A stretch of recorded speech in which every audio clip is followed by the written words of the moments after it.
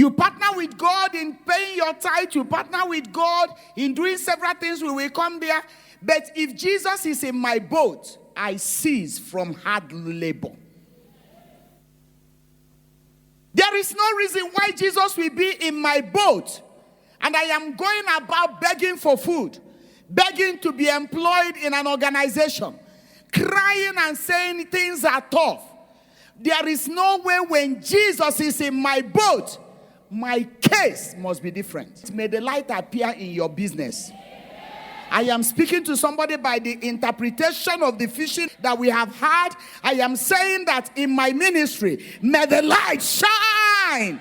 Jesus said to them, I have arrived and I need to do my Father's business. I need to do my Father's business. And he began to preach.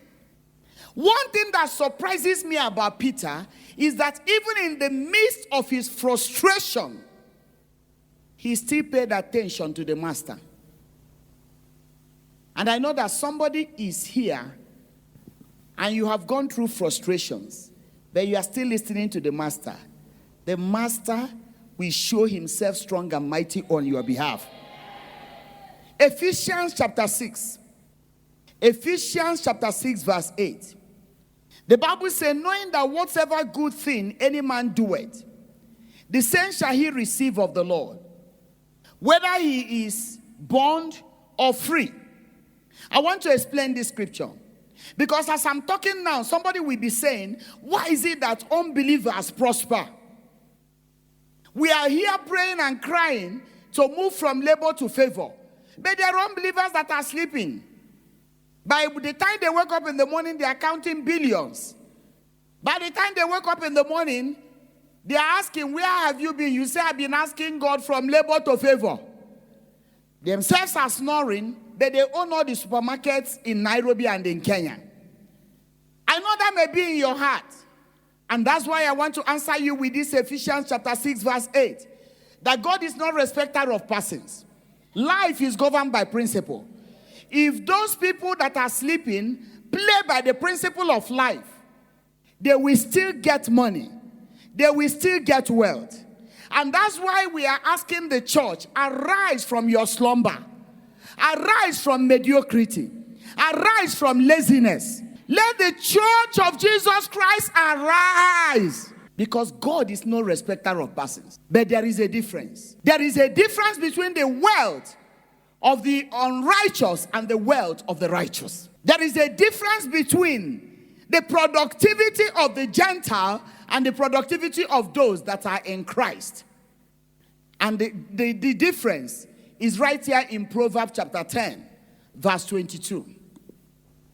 Proverbs chapter 10, verse 22 says, the blessing of the Lord, it maketh rich, and it added no sorrow with it.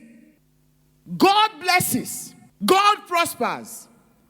And the clear difference is that the prosperity of the wicked comes with restlessness, comes with anxiety, comes with trouble, comes with lack of sleep, comes with hypertension, comes with all kinds of tragedies of life.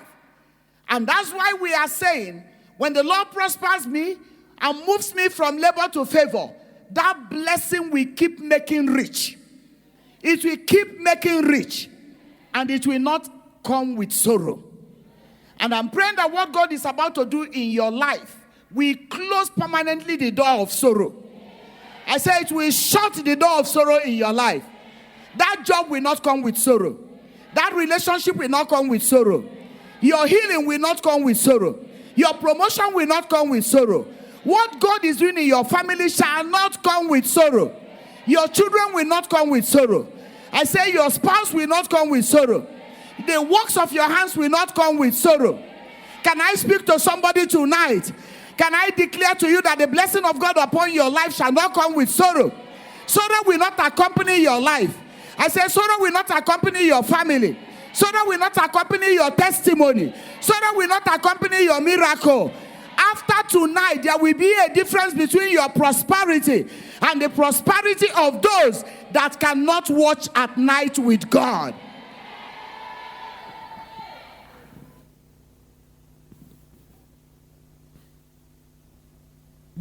God must be involved for us to shift from labor to favor. God must be involved.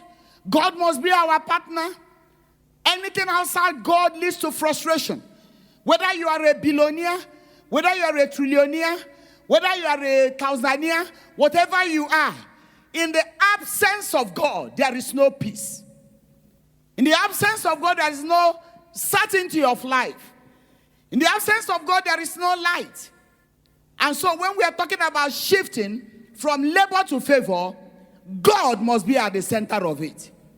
Number 2, obedience is the bridge between labor and favor. Obedience is the bridge between labor and favor. Peter and his guys, they had struggled all through the night. They had done all they knew how to do. They had done everything they knew how to do, applied every methodology, applied everything that we are taught in the school of fishing. They must have gone to school of fishing. When I went to Israel, we visited the house of Peter. House of Peter is right in front of Sea of Galilee. And that was how I understood how fishing was a daily occurrence. Very close to his house is a synagogue. How I understood why Jesus stayed in his house. So that Jesus could always walk down to the synagogue to, teach in the synagogue. You just see Peter's house, you see Sea of Galilee there. And so this man grew up fishing. Imagine when daddy said they were small and they could identify the head of a lion and the tail of a fish. No wonder he can deal with lions, even when they have tails of a fish. These things were taught from childhood. They were experts. They could handle any situation, but that day, there was a complexity. Everything was complex, beyond interpretation. They could not understand, but when Jesus appeared, the first act of obedience was to partner with Jesus. Note it down. Jesus came in the place of frustration and said, give me your boat. Give me your boat. In our today's world, it makes no sense. It makes no sense. The people of the world will call it abuse of authority. Some of them will call it manipulation from pastors. They will tell you it is a manipulation. That how can you be in this situation and a man, a woman of God is telling you to do this? Of course, there must be a line. We must draw lines. And we must be sensitive to know when God is talking. But God does not have a methodology that this is the way. So God can go outside method and make a request and place a demand. And you must be sensitive to understand that it is God that is placing this demand. That even in the time of my difficulty, God is saying, serve me. In the time of my difficulty, God is saying, you can part with this. In the time of my difficulty, God is placing a demand over your life. The first obedience is an obedience that comes through sacrifice, not through convenience. And so Peter made a sacrifice, obeyed in the place of nothing, in the place of confusion. Our obedience is not complete until God places on you a demand in the time of challenge. And I thank God that you could come for Kesha. Somebody will be wondering, after all these months, all these weeks, that people fasted and prayed, what are we still Kesharing? The more you call on the Lord, the more you see that you need more. And so our obedience must be complete. Look at what Peter said. After Jesus has preached, and he has given his boat, he said, you can take my boat. After all, this boat, I have been trying to fill it. I can't feel anything. And can I tell you something? That day must not have been the first time that they struggled. That was not the first time. I don't think that they succeeded at all times they came for fishing. But there was a day that was a divine day. In the calendar of God with Peter, it was a Kairos moment. And I don't know who you are, but tonight is your Kairos moment. When Jesus appeared, there were other people, but he did not place demand on them. He placed demand on one man. The man that struggled all through the night and got nothing. He placed a demand on it. Ladies and gentlemen, in your lowest moment, when God places demand on you, begin to rejoice. Some breakthroughs are coming.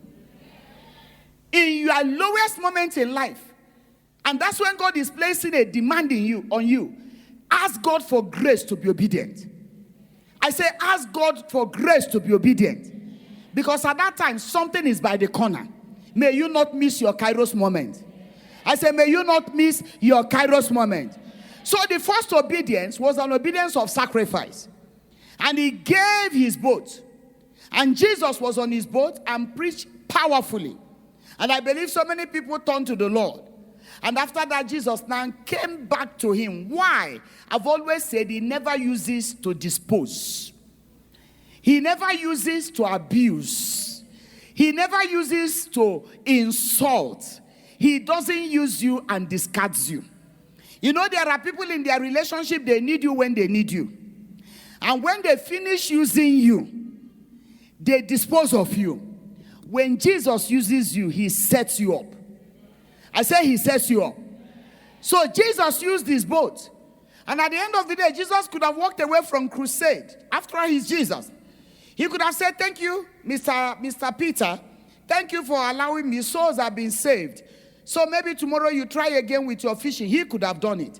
But after Jesus finished with him, Jesus said, where is the owner of the boat? I'm adding my own now. Where is the owner of the boat? Peter said, it's me. He said, okay, now is your turn. I have done the master's business through you. Now is your turn. Bring your net. Throw your net. Peter began a sermon of toiling. The topic of his sermon was toiled through the night. So he said, Master, you don't understand. We have been here throughout the night. We have fished. We have tried. Every fish disappeared. We don't know where they went. Even omena we did not catch. They didn't catch anything. The one Nigerians call crayfish. They did not catch. Crabs, they did not catch. Nothing. Because the Bible said they were washing their nets to go home. They were actually rounding up the business. If you're here and you are rounding up your business, you are closing it, I announce to you, you are about to restart it. To get more sermons like this, kindly subscribe to Pastor Esther Obasi-Ike's YouTube channel and turn on the notification bell. Also, follow her on her social media platforms, Facebook, Twitter, Instagram, LinkedIn, and TikTok, all at Pastor Esther Obasi-Ike. God bless you. Thank you for listening to this powerful message brought to you by Pastor Dr. Esther Obasi-Ike. If this message blessed you, please make sure you like, follow, and subscribe on all her social media channels. She's on Facebook, Instagram, YouTube, X. Type in the word Pastor Esther Obasi-Ike and you will see her there. Follow her, leave a comment, and let us know what you thought about this episode. Thank you so much for listening. Have a blessed day, and I'll see you in the next episode.